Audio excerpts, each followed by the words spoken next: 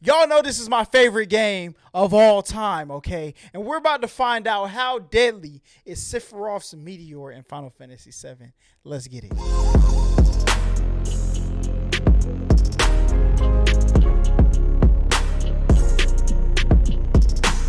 What is good, HollaSquad? We are Duluth Ga on the YouTube platform. Listen, today we are back with another reaction, and we're reacting to how deadly is Sephiroth's Meteor in Final Fantasy VII. Now, as you can see, we got Sephiroth right here on my wall, okay?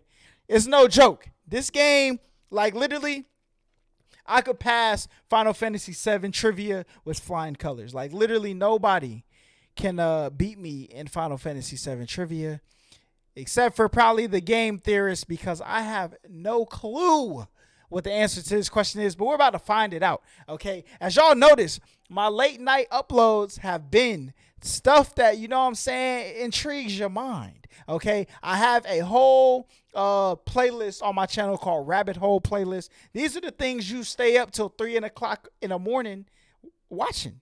And this is one of them videos, so let's hop into this. How deadly is Sephiroth's Meteor in Final Fantasy VII? Let's get it. Years to do this video. I kept telling myself, Austin, just you wait, your time will come. They will make a remake of Final Fantasy VII eventually. They will have to. They will finally run out of ideas and boom, that's when you'll strike. And it's here. It's time. Bro, I literally prayed for a Final Fantasy VII remake since I was like 5, all right? And the game came out when I was 3. Prepared! Years of shivering with anticipation! And it's finally time. You're mine, Final Fantasy VII, and you cannot run, you cannot hide. There is science to be done! In any case, it's finally time for me to unveil my master plan and address something that's been bugging me for years, and it is this: the Meteor in Final Fantasy VII. Before I get to it, let me give you a brief lore summary to explain even what we're talking about. In the universe of Final Fantasy VII, planets are alive, and that aliveness is contained within the life stream, and it's from the life stream that you get Mako, which, like, I definitely pronounced Mako for years, and I'm honestly, unironically mad about. Bro, did y'all pronounce it Mako or Mako? I don't know how I ask that in the comments because you spell it the same way. So I'm just going to continue the video. About that. Anyway, the live stream is awesome and powerful, and Sephiroth, who's this twink right here, is a bad guy who wants to absorb as much of the live stream as possible so he can be better at being evil. Have y'all heard the theory that that's not actually Sephiroth the whole game, is actually Jenova? Which one do y'all think it is? It's almost like the Matrix when they did Who's the One for Real, Agent Smith or Neo? Do y'all think? Well, obviously it had to have been Jenova though the whole game, because Sephiroth was in the crater and glassed in the Mako. It's Mako, fam. The Mako casing. You know what I'm saying? In order to do this, he wants to create a giant wound in the planet, which will force a bunch of the life stream to show up to the area to try and heal it. In order to do that, he summons a giant meteor using a special materia. I can't remember the color, and bada bing, bada boom, last chunk of the game is a meteor in the sky hurling toward us. Oh no, what are we gonna do? And the rest of the game is basically about killing Sephiroth so that Holy, the anti-meteor, can stop Meteor. And that brings us to the final cinematic of the game, yada yada, where that actually happens. But oh no! Holy isn't strong enough! It's breaking through! We're all gonna die! And then the Deus Ex Machina, the live stream shows up and gives Holy a helping hand, and the day is saved. Yippee! Yes, sir. So, what is my problem with this thing? Everything. Literally everything. There's so much about this that bothers me that I don't even know where to begin. But I guess first things first, I have to ask, is this even remotely dangerous? I mean, look at how slow it's moving. I mean, obviously it's going to be incredibly destructive to Midgar, since it'll at the very least crush it underneath its enormous weight. But the entire planet, or even for that matter, causing a huge crater like we see in the north of the game? No way. And furthermore, isn't this exactly the same topic Matt did? I was gonna say, bruh, because Like them little thingies in Zelda that was holding up the moon, they looked kind of weird, okay? And then they set the moon like on top of the clock in Majora's Mask. That moon had to have been like the weight of like cotton candy. Did on Majora's Mask in 2013, just using the moon in that game instead of a meteor in this one.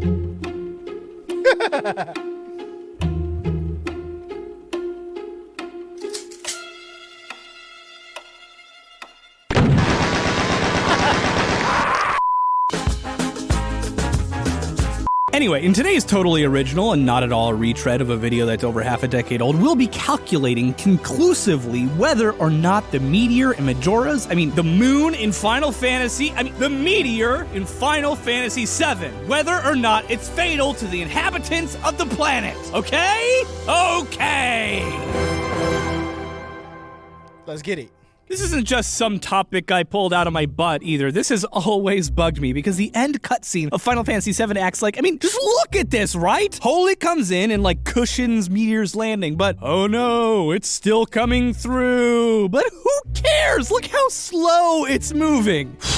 It could have been in time slow to stop motion, ranting. though. It's time to start mathing, because the truth of the matter is that something big and heavy enough could cause significant damage just by hitting the ground, even if it were moving pretty slowly, as long as it were heavy enough. What causes damage from impacts from real meteors is, well, it's two things actually, but it boils down to one: kinetic energy. Yep. Our real world is hit by 25 million, that's million with an M, meteors every single day. Although most of them are really, really tiny.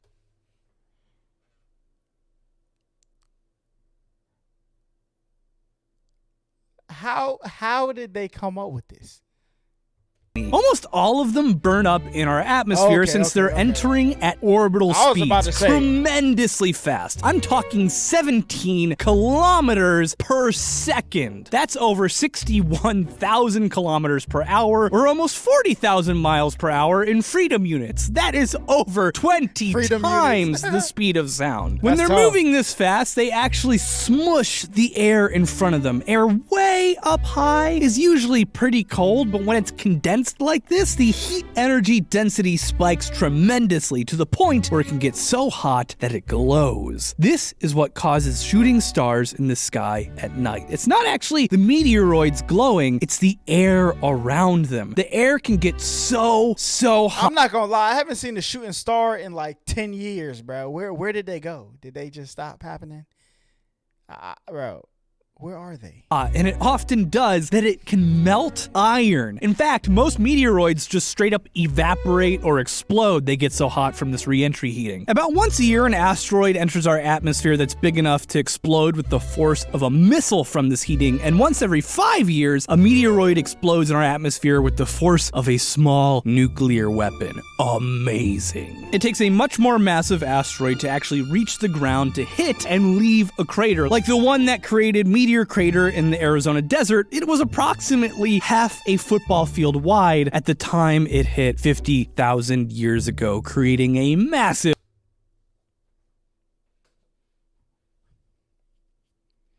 So that's the size of the meteor. And that's the hole That's tough. Crater. Meteors create damage in the same way a car crash does. Either it's really small and going really fast, or it's really big and moving kinda slow, like a semi-truck. Get hit by something big enough or something moving fast enough, and it will impart enough kinetic energy into what it hits to basically act like a bomb. So, to that end, if we want to know how dangerous Meteor from Final Fantasy VII is, we gotta, first of all, figure out how big it is, which is actually a huge freaking pain in the butt. Midgar is really the only thing we get as far as sensitive scale goes, and let me tell you, figuring out how big it is sucks. I went through, I want to say, like 3 games looking for exact numbers, and none exist. The best we get, and this is actually pretty consistent across titles, is that Midgar is suspended about 50 meters above the surface. We also do get this thing in-game that says it's a 1/10,000th scale model, but it's not exactly helpful since there's nothing nearby to measure against.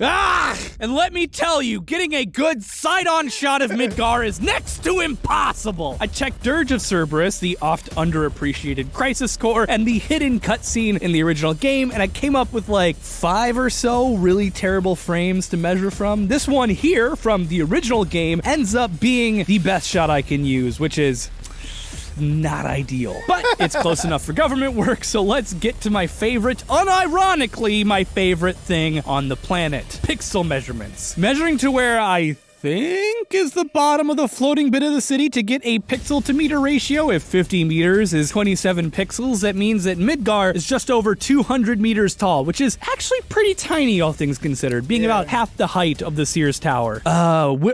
Willis Tower? What's that? No, that sounds made up. No, it's definitely the Sears Tower. Anyway, the one break we get is that the meteor is almost perfectly round, meaning if we can figure out how wide it is, we can do all sorts of math magic. Using some Photoshop trickery to figure out that in this frame, meteor is 637 pixels wide, that gives us a radius of 589.8 meters, meaning this bad boy is over a... Look, I'm kind of upset that they're not using like feet, yards, and inches, because the United States schooling system, that's all they taught me. Kilometer wide. Woohoo! And using the good old volume of a sphere formula, 4/3 pi times the radius cubed, we can figure out the volume of this sphere, which is 859 million cubic meters. We need to know this in order to figure out how heavy it is, because if it's just like an empty balloon filled with air, it's not going to really do any damage hitting the ground. And given the average density of a rocky meteoroid of 3,420 kilograms per cubic meter, this thing weighs at least 2.9 trillion kilograms. Yeah, so that thing is probably going to smack Midgar and destroy the rest of the Final Fantasy world. Like, I'm not even going. It might even destroy Final Fantasy 8 and 9. Hey, I got a question. What do y'all think the second best? Because obviously it's Final Fantasy 7 is number 1. What is the second best Final Fantasy? And I'm about to see who's a real one out there. That would be like if we took every single fish in the world and just dropped them on a major city. But all this mass means nothing, absolutely nothing, if it's not moving very fast. So, how fast is this thing moving? It's kind of hard to say. It's creeping slowly, to be sure, but I figure a lot of that is due to them having to craft a cinematic in 1997 for the Sony PlayStation. But what we do know is that Holy eventually intercepts it and slows it down nearly to a halt just over Midgar, but it doesn't succeed in fully holding it back, which is why the live stream decides to show up and help. But what if the live stream did not show up? Would it be necessary to stop Meteor if it had already been slowed to a near standstill by Holy? I mean, Let's to save find Midgar, out. of course, obviously, right?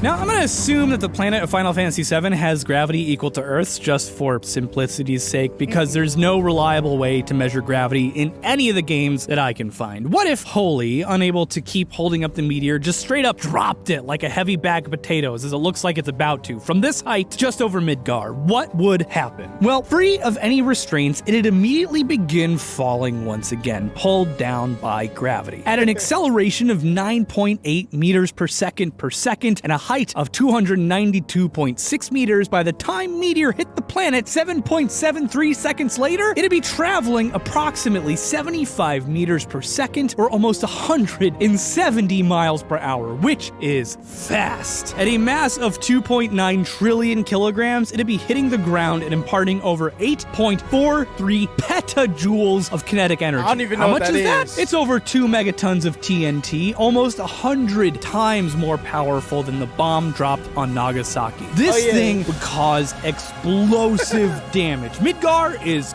gone. Everyone within 5 miles of Midgar would be immediately killed within seconds of impact from the blast pressure alone, and it would create a fireball from the superheated elements and atmosphere over 1 mile wide. Whew. beautiful. But other than that, it'd not be too bad. You wouldn't want to be in Midgar. You wouldn't want to be anywhere near Midgar. But the town calm, just like a quick drive away, might have some busted windows, some burst eardrums, but everyone would survive. The energy created by the impact would vaporize Midgar easily, leaving a crater 1.53 miles across in its place. That's not insignificant. It's about twice the size of the crater I mentioned earlier, Meteor Crater, the one from Arizona. So that's that, right? We don't need the live stream, right? The meteor itself isn't really all that fatal. Just let Holy do its thing, you backseat driver of a planet. Dang. Well, no, not really, because Midgar makes no freaking sense. And you know what? I would rant about it, but it seems that Square is already aware of this problem. Like, the thing's only 200 meters tall, but Shinra Tower has like 70 floors. That just does not add up. So the new canon is that the city is suspended 300 meters above the earth, which makes Midgar a whopping 1,300 meters tall, right, making it over 1.5 times taller than the tallest skyscraper in the world, Burj Khalifa in Saudi Arabia. And this change of scale, if it applies to Meteor, it means disaster. Dropped from a height of 1.7 kilometers, this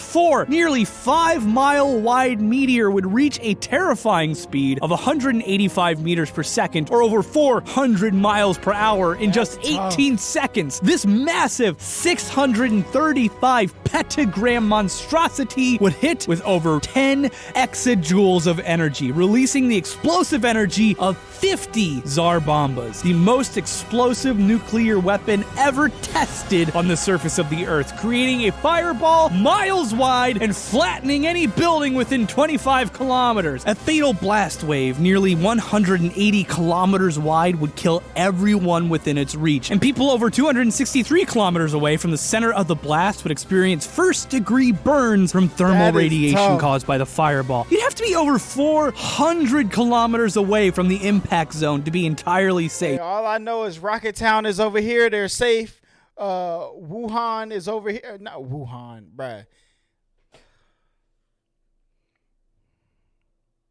2020, bruh. I've heard Wuhan so many times that I just, bro.